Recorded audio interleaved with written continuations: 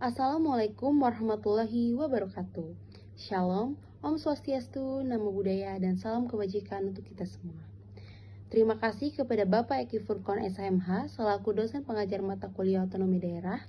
Kami dari kelompok 2 akan mempresentasikan hasil dari diskusi kami terkait studi kasus antara Dewan Perwakilan Rakyat Daerah Jawa Barat dengan Gubernur Jawa Barat Deddy Mulyadi. Sebelum lanjut ke pembahasan materi, sebelumnya perkenalkan nama saya Kalista dengan NIM 111230112. Saya Asadijah dengan NIM 1111230109. Saya Nabila Ivanka Putri Prasastian dengan NIM 111230114. Perkenalkan, nama saya Dewi Oktavia Putri dengan NIM 111130120.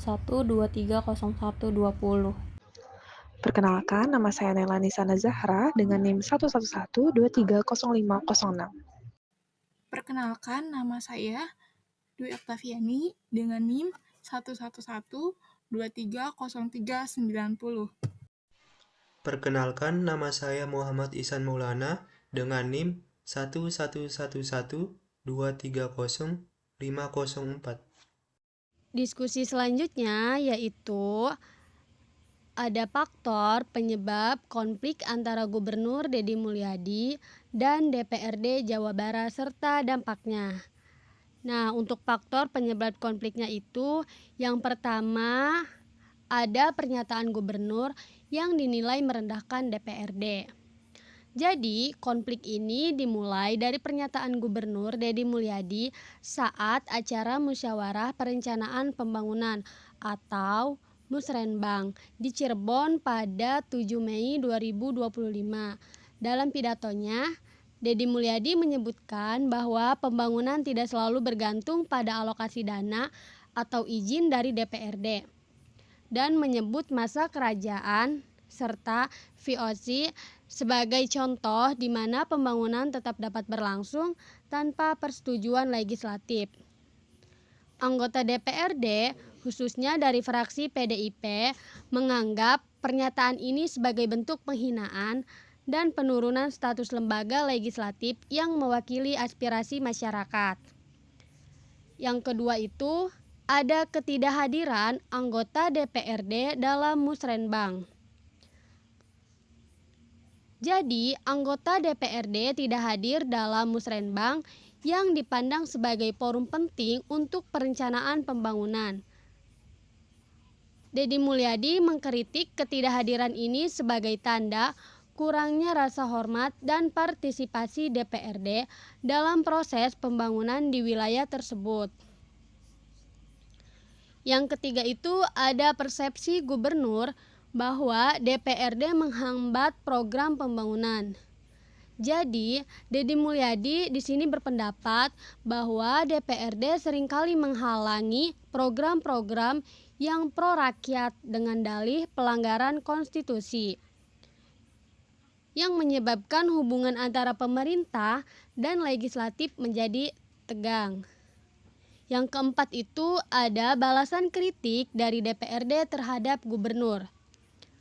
Jadi, DPRD khususnya fraksi PDIP merespon kritik dari Deddy Mulyadi dengan mengangkat beberapa isu pembangunan yang belum terpenuhi, seperti pembangunan jalan dan jembatan yang berlangsung lambat, yang dianggap menunjukkan bahwa kinerja gubernur tidak sesuai dengan citra positif yang ditampilkan di media sosial.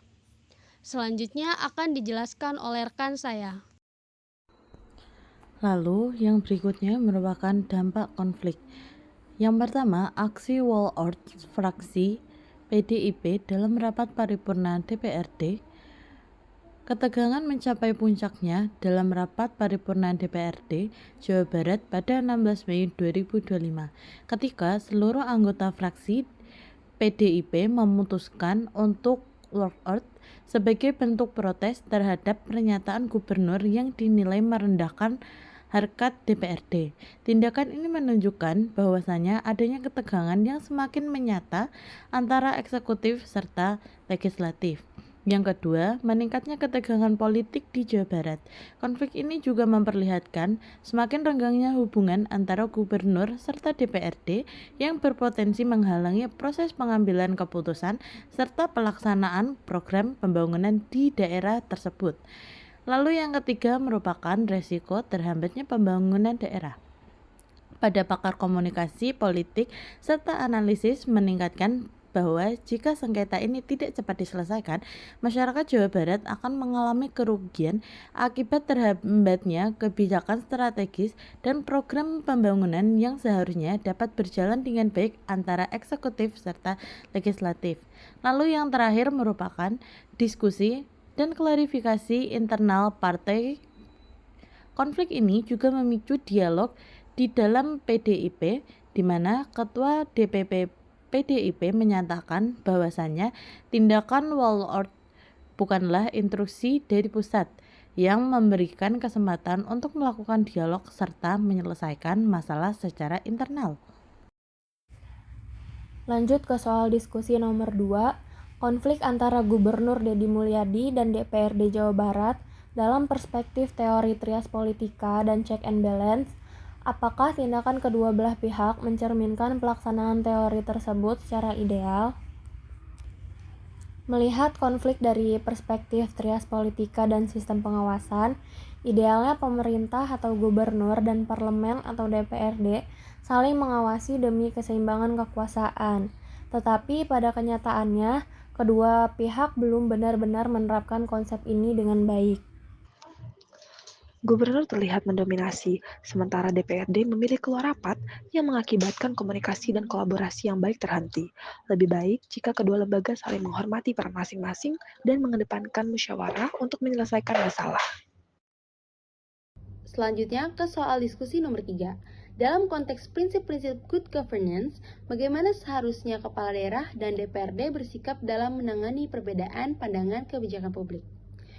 Dalam menangani perbedaan pandangan kebijakan publik, kepala pemerintah daerah dan DPRD seharusnya bersikap sebagai mitra sejajar yang mengedepankan mekanisme konsultasi, musyawarah, dan komitmen bersama untuk mencapai kesepakatan yang konstruktif. Sikap ini mencerminkan prinsip good governance yang menuntut hubungan yang harmonis dan saling menghargai antara eksekutif dan legislatif daerah. Berikut sikap yang seharusnya diambil.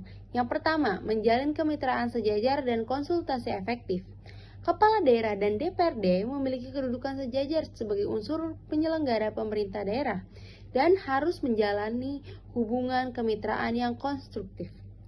Perbedaan pandangan menjadi hal yang wajar, namun sebaiknya diselesaikan melalui musyawarah dalam konsensus untuk menghasilkan hasil kemufakatan dengan keputusan yang mengikat dan mencerminkan untuk kepentingan bersama.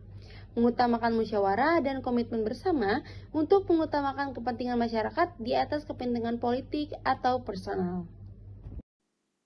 Selanjutnya, sikap yang harusnya diambil oleh pemerintah dalam konteks prinsip-prinsip good governance yaitu membangun komunikasi yang terbuka dan berkelanjutan. Dengan komunikasi yang intensif dan berkelanjutan antara kepala daerah dan DPRD dapat meredam ketegangan antara keduanya dan mencegah disharmonisasi. Ketiga, menghormati fungsi pengawasan DPRD sebagai pengawasan checks and balance.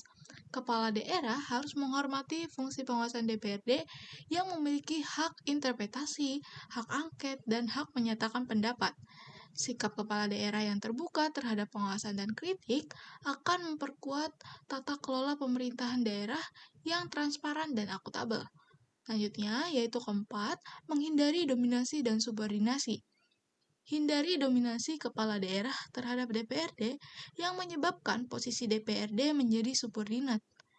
DPRD harus diberdayakan dengan sumber daya yang memadai agar dapat dijalankan fungsi legislasi dan pengawasan secara optimal. Baik, selanjutnya soal diskusi nomor 4.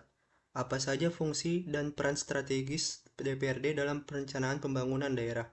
Analisis, apakah aksi walkout yang dilakukan oleh fraksi PDIP DPRD Jabar dalam merespon kritik Gubernur Deddy Mulyadi merupakan tindakan yang tepat atau kontraproduktif?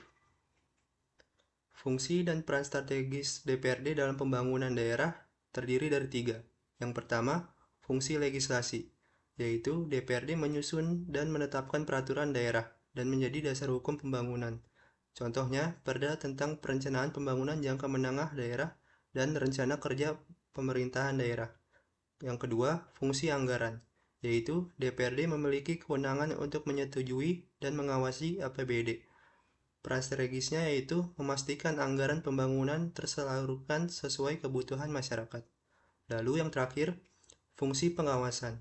DPRD mengawasi pelaksanaan program pembangunan oleh eksekutif agar sesuai dengan rencana dan tidak menjadi penyimpangan, termasuk mengevaluasi kinerja kepada kepala daerah dan OPD. Baik, selanjutnya saya akan menganalisis aksi walkout fraksi PDIP DPRD Jabar. Menurut saya, secara politik, walkout adalah bentuk protes yang sah dalam demokrasi. Namun, efektivitasnya tergantung pada konteks dan tindakan lanjutnya. Jika tujuannya untuk menegaskan ketidaksetujuan terhadap gaya komunikasi gubernur, tindakan ini bisa dimaklumi. Namun, tindakan ini juga kontraproduktif, karena menghambat komunikasi antara legislatif dan eksekutif. Tidak menyelesaikan substansi kritik, justru menciptakan jarak, dan menimbulkan kesan lebih mementingkan kepentingan politik daripada pelayanan publik. Konflik antara DPRD Jawa Barat dan Gubernur Deddy Mulyadi terjadi akibat perbedaan gaya kepemimpinan, ketegangan politik, serta dugaan pelanggaran aturan dalam pengambilan kebijakan. Deddy Mulyadi dikenal dengan pendekatan populis dan berbasis budaya lokal yang tidak selalu sejalan dengan mekanisme formal DPRD, sehingga menimbulkan ketidakharmonisan. Perbedaan kepentingan politik, komunikasi yang kurang efektif, serta tudingan terkait transparansi dan kewenangan memperparah hubungan keduanya. Akibatnya, stabilitas pemerintahan daerah setempat terganggu dan menghambat kelancaran pembangunan serta pelayanan publik di Jawa Barat. Sebagai saran, diperlukan komunikasi eksekutif dan legislatif, penyelarasan visi pembangunan, serta penegakan aturan secara adil agar kerjasama antar lembaga dapat terjalin harmonis demi kepentingan masyarakatnya.